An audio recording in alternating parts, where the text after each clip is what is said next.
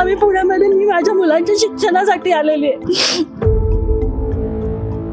तर एक मोठा दगड उचलून त्याच्या डोक्यात घालत होता, त्याच्या डोक्यात घालणार होता म्हणून मी त्याला म्हटलं की वैभव तू जा. कोथरूड परिसरामध्ये पुन्हा एका माणसाने दहशत निर्माण करण्याचा प्रयत्न केलाय.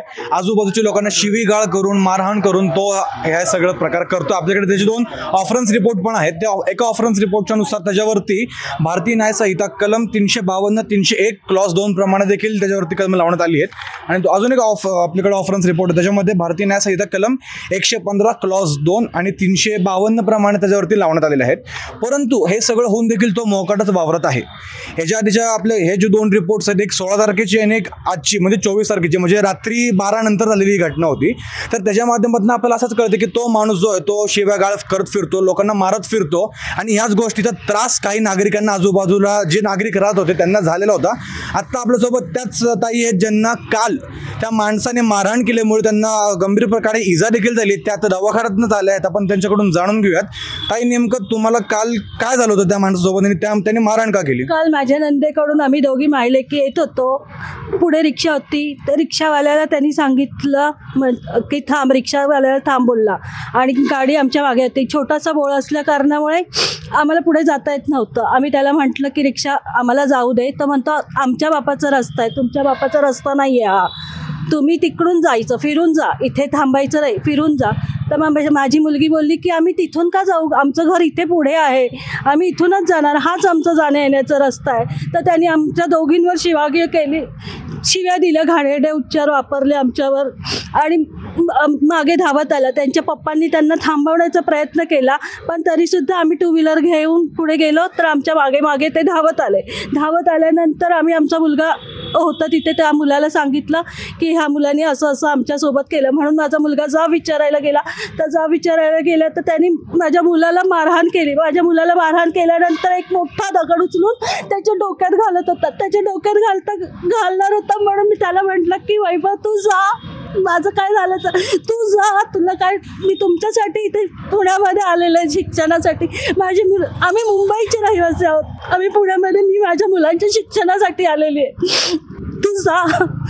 तर ते आणि मग त्यांनी तो दगड फेकला, तो वैभवला लागला नाही, पण तो लागला असता आज माझ्या मुलाचा जीव गेला असता, माझ्या मुलाचा जीव गेला असता, माझा मुलगा कुठून आणला असता, मी कुठून आणला असता. तुम्हाला पण मारहाण केली? त्यानंतर तो उघडा झाला, तो माझ्या मुलाच्या मागे धावत जात होता, तो माझ्या मुलाच्या मागे धावत जात होता. तर मी त्याला पकडलं, तर पकडल्यानंतर त्याने मला मारलं, खूप इथे मारलं, माझ्या अंगावर धावून आला, उघडा होता, पूर्णपणे उघडा होता, धक्काबुक्की केली आणि दुसरा माणूस मला वाचवायला आला, त्याच्या पण पोटात त्यांनी लाथ घातली आणि मला मारहाण केली. आज मी दवाखान्यात गेले होते, सुतार दवाखान्यात. ते म्हटले की इथे आम्ही काहीच करू शकत नाही, तुम्ही त्यांच्या विरुद्ध कंप्लेंट. मी रात्री त्यांच्या विरुद्ध NC केली, कंप्लेंट केली कोथरूड. पोलीस काय म्हणाले मग? तुम्ही कंप्लेंट करायला गेलात त्याच्यानंतर? कंप्लेंट केल्यानंतर ते म्हटले की आम्ही जी काय आम्हाला सजा द्यायची ते आम्ही बघू, आता तुम्ही जाऊ शकता घरी. म्हणून मी 2 वाजता रात्री घरी आले. घरी आल्यानंतर थोड्या वेळानंतर 10-15 मिनिटांनी ती मुलं पण आली घरी. त्या माणसाला परत सोडलं लगेच? हो, लगेच सोडलं. 10-15 मिनिटांनी ती मुलं पण आली. पण आज त्या ठिकाणी, म्हणजे मी भाड्याने राहते त्या एरियामध्ये, त्या ठिकाणी खूप साऱ्या मुली हॉस्टेलमध्ये राहतात आणि त्या मुली अजिबात सुरक्षित नाही आहेत. त्यांच्यावर हा कधी काही करू शकतो. म्हणजे ह्या माणसाचा त्या मुलींना, आज मला आणि माझ्या मुलीला त्रास झाला, तसं इतर मुलींना पण होऊ नये म्हणून आज मी तुमच्या समोर. दवाखान्यात गेल्यावर तुम्हाला काय सांगण्यात आलं की तुमची ट्रीटमेंट गेली का दवाखान्यामध्ये? नाही, दवाखान्यात गेल्यानंतर, सुतार दवाखान्यामध्ये गेल्यानंतर माझ्यावर काहीही ट्रीटमेंट गेली नाहीये. तुम्ही आत्ता ससूनमध्ये जा, ससूनमध्येच हे सगळं तुम्ही NC दिली, त्याच्यामुळे हे सगळी कारवाई ससूनमध्ये होणार आणि ससूनमध्येच तुमचा एक्सरे वगैरे काढला जाणार आहे. आणि कालपासून मला खूप सारं पेनिंग होतं आहे, पूर्ण शरीरभर पेनिंग होतं आहे. माझं गाल पण सुजलं आहे, माझा डोळा पण सुजला आहे आणि एक तर त्यात माझं स्पाईन सर्जरी झालेली आहे, माझ्या पाठीमध्ये रॉड बसवलेले आहेत आणि त्या कंडिशनमध्ये त्या माणसाने मला पाडलं, माझ्या अंगावर धावून आला, माझ्या मुलीच्या अंगावर धावून. आज माझी मुलगी सुरक्षित नाही. मी माझ्या मुलीसाठी लढले, माझ्या मुलासाठी लढले, मी त्यांची आई आहे ना. त्याच्यामुळे माझ्या मुलांची काळजी मीच घेणार ना. तर तुमच्या बाबतीत देखील असं त्यांनी मागच्या वेळेस केलं होतं, तुम्हाला राजकीय गोष्टीवरनं पण त्यांनी हिणवलं असं आमच्या कानावर आलं होतं. नेमकं काय गोष्ट झाली होती तेव्हा ती? तेव्हा काय झालं, मी बहिणीला सोडलं माझ्या आणि नेमकं बाहेर आलो, बाथरूममधनं वॉशरूममधनं बाहेर आलो. मला म्हणतो तुझी लायकी आहे का आमच्यासमोर थांबायची म्हणला. आणि मग मी त्याला म्हणलं ही बोलायची पद्धत नीट कर. पण तो अचानक येऊन बोलायला लागला का? हा, अचानक येऊन बोलायला लागला. मी त्याला ओळखत पण नाही, मी माझ्या घरच्यांनी म्हणलं त्याला घेतलंच म्हणा. आणि तो वारंवार तिथं 4 दिवस पहिले तिथं तक्रार पण झालेली की त्याच सोसायटीमध्ये त्यांनी मुतलेलं पण लिफ्टमध्ये. त्याला चांगलं म्हणलं की बाबा हे करू नको, आणि त्यांनी तिथे पण शिव्यागाळ केली. आणि मला म्हणतो तुझी लायकी आहे का, तू आमच्यासमोर थांबायची हे आहे का, तू हे लोगो लावून नाही यायचं, प्लस इथे यायचं तर हे काढून यायचं, हे काय बोलायची पद्धत आहे का? पण तो एवढी मगरुरी करतोय, तो माणूस नेमका कोण आहे? तो स्वतः कोण आहे असा? तो असेल गुन्हेगार. तो दारू पिऊन म्हणजे दारूच्या निश्चित तो उद्याच्याला कुणाला चाकू मारल्यावर काय करणार पोलीस लोकांनी, हे मला सांगा ना. लेडीज लोकांना जर चाकू मारलं तर काय करणार, तेव्हा गुन्हेगार हे करणार का? मला एक म्हणायचं आहे त्याच्या बाबतीत, ते पण व्हायला पाहिजे. आणि प्लस काय आहे, लोकांना वारंवार त्रास होतात, त्याचं पण ते केलं पाहिजे त्यांनी. त्याच्यावर काहीतरी केलं पाहिजे, त्यांना हे केलं पाहिजे, अटक केली पाहिजे. या माणसाला कोणाचा राजकीय पाठिंबा आहे? कारण की आता तुम्ही बघाल की आता आपल्याकडे 16 तारखेची पण एक कॉपी आणि आजचीच म्हणजे 24 तारखेची पण एक कॉपी आहे. तर 4-5 थोडंच दिवसांचा अंतर आहे या गोष्टींमध्ये. तर म्हणजे 2 कॉपी त्याच्या नावावरच पडलेल्याच आहेत. मग हा एवढा सर्रास वागत सुटलाय, तर याला कोणाचा राजकीय पाठिंबा किंवा काय आहे? नाही, मला काही वाटत नाही. तुम्ही भाजपचे, ते दुसऱ्या पक्षाचे, मग ह्याला काय? मला काय माहित नाही. मला म्हणतो, मग त्या दिवशी मला म्हणतो की मी ओबीसी मधनं पद आहे, मला तुला माहित नाही का, तुमची लायकी आहे का, म्हणजे हे काय बोलायची पद्धत आहे का? मी त्याला वतलोत नाही तर तो मला वाटेला का आला, मला ते सांगायचे सर. आणि हे लेडीजला पण त्रास आहे उद्याच्याला. उदाहरण म्हणलं तर दारू पिऊन उद्याच्याला कोणत्या लेडीजवर, अजून आता ह्या लेडीजवर झालं, उद्याच्याला कुठल्या लेडीजला जर दारू पिऊन चाकू मारलं तर काय करणार, हे पण बघायला पाहिजे ना. एक उदाहरण म्हणलं तर हे केलं पाहिजे यांनी, ह्याच्यावर काहीतरी बंदोबस्त केला पाहिजे. का की धरणार तुम्ही सोडणार ते पद्धत, ते मजा नाही येत ना सर. त्याचं केलं काय, कधी कारवाई केली पाहिजे मोठी. का की उद्याच्याला पक्षाचंच नाही पण लेडीजला पण त्रास व्हायला नको, म्हणून ह्याच्यासाठी केलं पाहिजे. ठीक.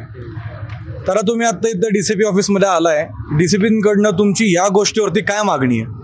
डिसिप्लिनकडे आमची एवढीच मागणी आहे की यांची जी पार्श्वभूमी बघता आहे, वारंवार महिलांना त्रास देणं, तिथल्या आजूबाजूच्या ज्या काही बाहेरून शिकायला आलेल्या मुली आहेत त्यांना पण सारखा त्रास देतात. ते एकंदरीत त्यांची वारंवार मेंटॅलिटी आहे की त्रास देण्याची, तर त्याला पुढे मोडीत काढायची आहे.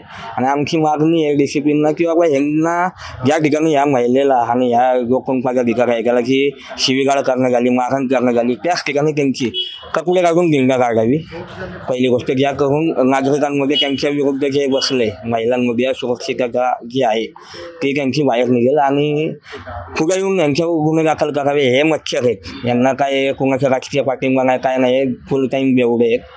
यांचं काय असं पाहिलं खूप मोठा असा इतिहास नाही आहे. या एक कानाखाली मारले पुढे जाऊन पडेल, पण यांना काय माहिती कुठला असा अभय मिळतंय की फक्त यांची दाखल होतात, गुन्हे दाखल होत नाही. काल पोलीस कर्मचारी, त्याचं काय कारण असेल की गुन्हे दाखल होत नाहीत? काय की कुठल्या तरी पोलीस अधिकारी काहीतरी घेऊन करत असेल यांना, असं असू शकतं. आता आम्हाला तर माहिती नाही, पण आम्ही आता रिक्षावर आलेलो आहोत. केला ठीक, नाही केलं की आम्ही आमचे सर्व पक्षीय मिळून परत त्या ठिकाणी पोलीस प्रशासनाला. सर्व पक्षीय, तो पण कुठल्या तरी पक्षात आहे, सर्व पक्षी येतील का? येणार ना. तो कुठल्या पक्षाचा असला म्हणजे तो काय हे नाही आहे, काय पक्षाच्या लेबल लागला म्हणजे तो काय गुन्हेगार नाही असं नाही होत. तो जर इथं आमच्या आया बहिणींना खेळत असेल, कालच मी फोटो टाकला होता की लाडक्या बहिणीचं रक्षण हे शिवसेनेचं वचन. फोटो टाकून 4 तास नाही उलटले तर इथं ही केस आली माझ्यासमोर. मग हे जर असं असेल तर मग मी यांना मारायला पण कमी नाही करणार या प्रवृत्तीला. तुमच्या माध्यमातून जर सांगतो, खुदरा सगळ्यांनी आपल्याला महिला सुरक्षित राहिल्या पाहिजेत सगळ्या. आता आपण बघितलंय इथे तो जो माणूस आहे, आता आपण इथे बघितलं तो जो माणूस आहे त्याच्यावरती 16 ते 24 पर्यंत हे 2 कॉपीज त्याच्यावरती नोंदवल्या गेल्या होत्या. आता अजून बरेचसे देखील असतील त्याच्यावरती. आता या गोष्टीसाठी आता बरेचसे लोक इथे डीसीपी ऑफिसमध्ये देखील जमले आहेत. आता डीसीपी संभाजी कदम यांच्याकडे जाऊन त्यांची भेट घेऊन ह्या सर्व गोष्टी त्यांच्या कानावरती घालणार आहेत. आता डीसीपी संभाजी कदम या गोष्टीवरती नेमकं काय पाऊल उचलतील आपण नक्कीच बघू. तोपर्यंत बघत राहा न्यूज डॉट्स. मी अंशुक आशिल.